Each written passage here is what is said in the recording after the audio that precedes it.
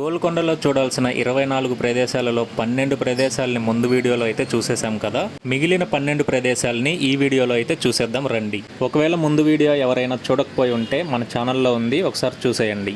ఈ వీడియోలో గోల్కొండలో మీకు తెలియని కొన్ని ప్రదేశాలు ఉంటాయి. సో స్కిప్ చేయకుండా వీడియో లాస్ట్ వరకు అయితే చూడండి, చాలా ఇంట్రెస్టింగ్గా ఉంటుంది. Welcome back to our channel, have a look.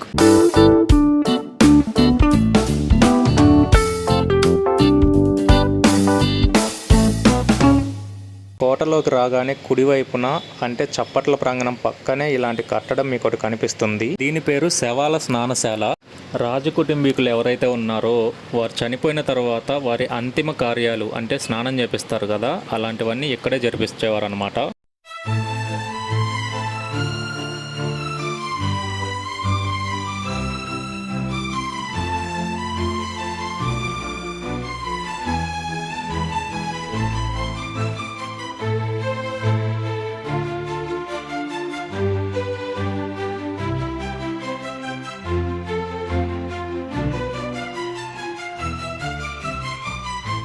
Taramati మసీద్ దగ్గరికి వచ్చిన తర్వాత దానికి ఆపోజిట్లో ఇలాంటి ఒక కట్టడం మీకు కనిపిస్తుంది. ఇది వచ్చేసి భాగమతి ప్యాలెస్, అంటే మహారాణి వారు ఉండే ప్లేస్ అనమాట.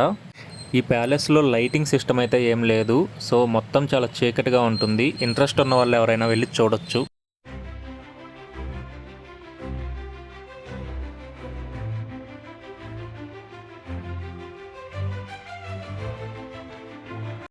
చూస్తున్నారు కదా, లోపల ఇలాగే మొత్తం చీకటిగా ఉంటుంది.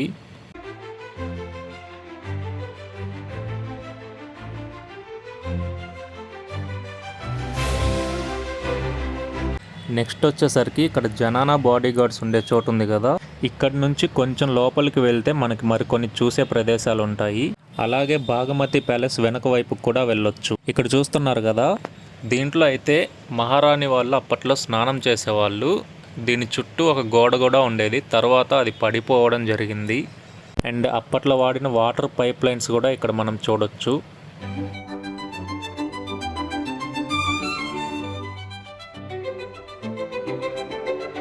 ఇప్పుడు చూస్తున్నారు కదా, ఈ ప్లేస్ వచ్చేసి డ్యాన్స్ హాల్, అంటే ఇక్కడ నాట్యం చేసేవాళ్ళు. ఇందులో ఒక వాటర్ ఫౌంటైన్ ఉండేది, ప్రజెంట్ అయితే అది చార్మినార్లో పెట్టారు. అండ్ ఇక్కడ చూస్తున్నారు కదా, ఈ ప్లేస్లో అంతా ఆర్కెస్ట్రా వాళ్ళు అయితే కూర్చునేవాళ్ళు.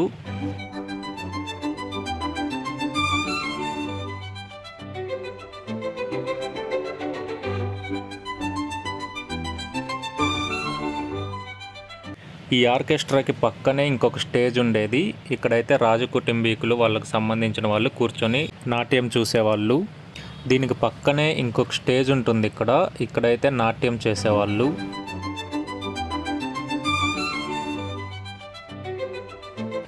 అక్కడి నుంచి కొంచెం ముందుకు రాగానే అండర్ గ్రౌండ్లో ఇలాంటి షెల్టర్స్ని అయితే కొన్ని చూడొచ్చు.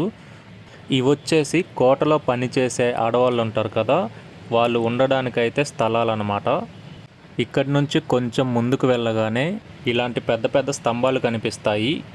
యాక్చువల్లీ ఇవి స్తంభాలు కాదు, మహారాణి డ్రెస్సింగ్ చేసుకునేందుకు వీలుగా నిర్మించిన డ్రెస్సింగ్ రూమ్స్ అన్నమాట.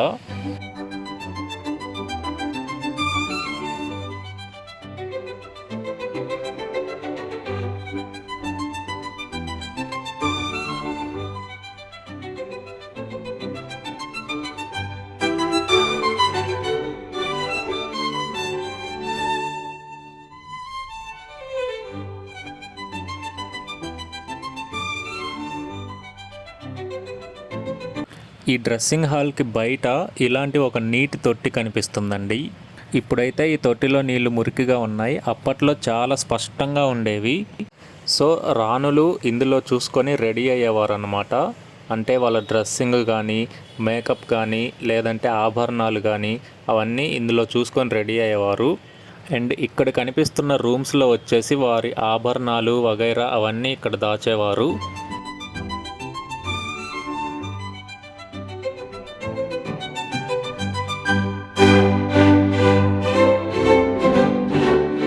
సరే, 24 ప్రదేశాలు తిరిగి చూపిస్తున్నావు, అంతా బాగానే ఉంది.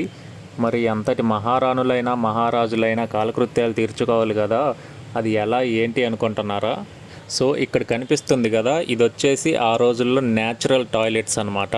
ఇప్పుడు మనకి కమోడ్స్ ఎలా ఉన్నాయో అప్పట్లో వీటిని ఉపయోగించేవారు. ఇంకిక్కడి నుంచి కొంచెం ముందుకు వెళ్ళి కుడివైపుకు వెళ్ళినట్లయితే ఇలాంటి ఒక ద్వారం అయితే మనకు కనిపిస్తుంది. ఇక్కడి నుంచి ముందుకెళ్తే రాణి మహల్లోకి ఎంటర్ అవుతాము.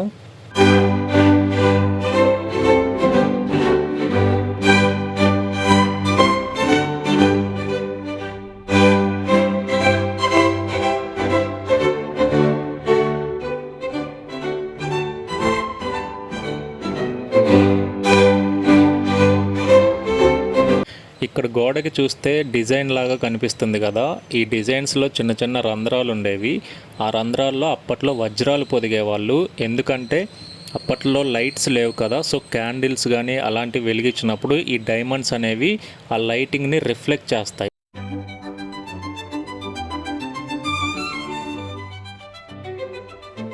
అండ్ ఇక్కడ మెట్లు కనిపిస్తున్నాయి కదా, ఈ మెట్లు ఎక్కేసి అవతల వైపుకి కానీ వెళ్తే ఇలాంటి ఒక ప్లేస్ కనిపిస్తుంది. దీన్ని ఏకాంత మందిరం అంటారు. అలాగే ఈ మందిరం వెనకాల పూల తోటలు ఉంటాయన్నమాట.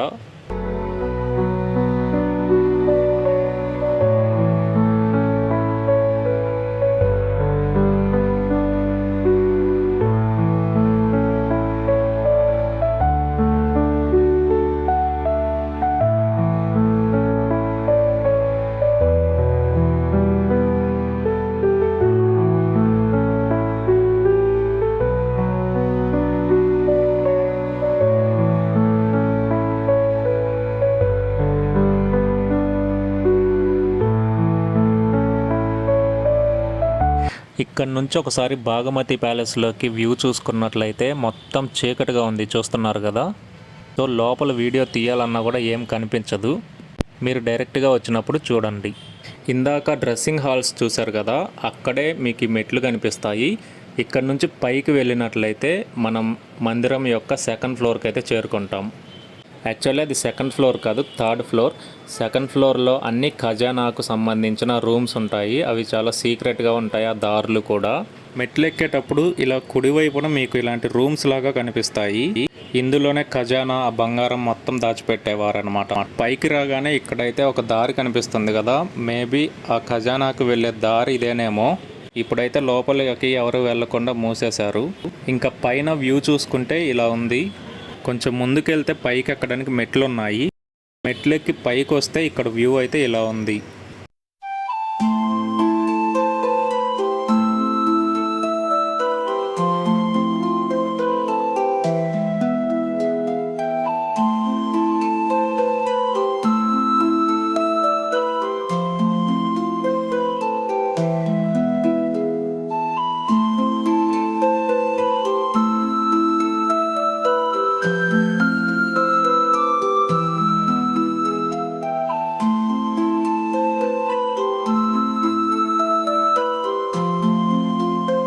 ఇప్పుడు మీకు ఒక ఇంట్రెస్టింగ్ థింగ్ చూపిస్తాను రండి.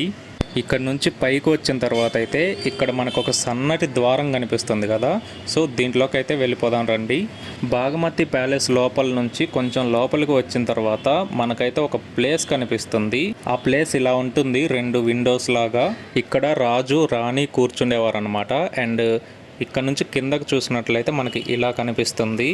అండ్ కింద మనకు కనిపించే దానికంటే కొంచెం వెనక నేరస్తుడిని నుంచోబెట్టి ఇక్కడ నుంచి రాజు శిక్ష వేస్తాడనమాట. ఎందుకంటే ఇక్కడ నుంచి చూసినప్పుడు రాజుకి నేరస్తుడి ఫేస్ కనిపించదనమాట. సో శిక్ష ఎవరికైనా ఒకేలా ఉండాలి అని చెప్పేసి ఇలాంటి ఒక రూల్ని అయితే ఇక్కడ పెట్టడం జరిగింది.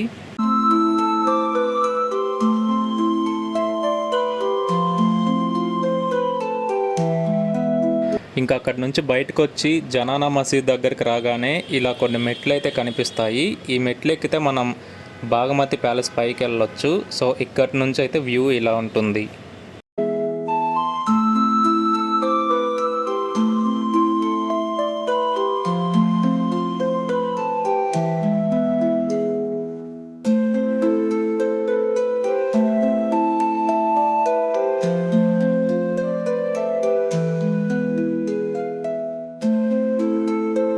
ఇక్కడ ఒకసారి గమనించండి, తారా మసీద్ పక్కనే ఒక గోడలాగా ఉంది కదా, ఆ గోడ వెనకాలైతే కొన్ని రూమ్స్ ఉండేవన్నమాట.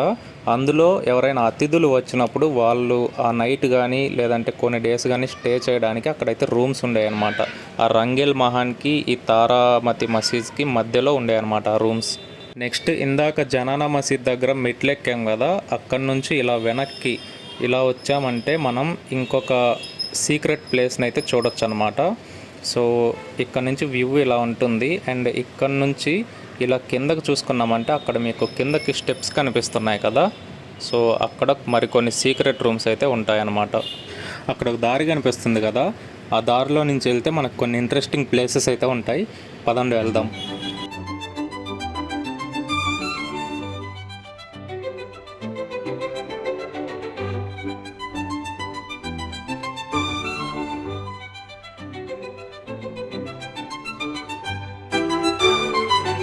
ఈ దారిలోకి రాగానే ఇక్కడైతే మనం ఒక వాటర్ స్టోరేజ్ ట్యాంకర్ని అయితే చూడొచ్చు. మేబీ ఇది కూడా స్నానం చేయడానికి కావచ్చు.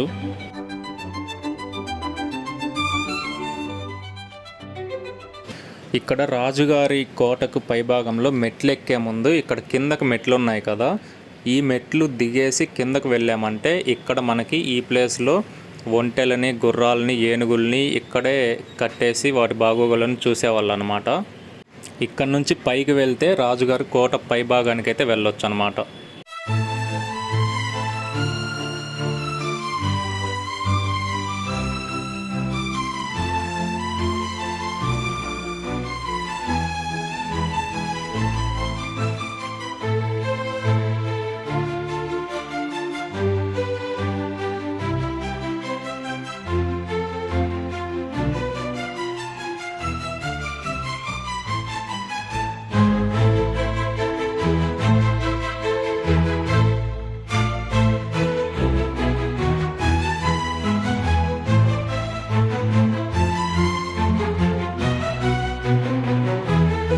ఈ మెట్లు దిగి కిందకు వచ్చామంటే ఇక్కడైతే గుర్రాలని, ఒంటెల్ని, ఏనుగులు కట్టేసేవాళ్ళు కదా, అలానే ఇంకొంచెం ముందుకు వెళ్తే అక్కడ కోటలోని వారందరికీ ఆహారం తయారు చేసే ప్రదేశం అండ్ అలానే బట్టలు ఉతికేవారి ప్రదేశం రెండూ ఉంటాయి. ప్రస్తుతం అయితే అక్కడికి వెళ్ళడానికి అలో లేదు. అండ్ పైన ఇక్కడ మనం చూసుకున్నట్లయితే ఇంకొకటి కూడా కాలకృత్యాలు తీర్చుకోవడానికి రాజు కోసం అయితే ఉందన్నమాట. అండ్ ఇక్కడ నుంచి కోట గోడలకు చూసుకున్నట్లయితే 2 గోడలు కట్టారనమాట. ఒక గోడ చిన్నది, ఇంకొక గోడ పెద్దది.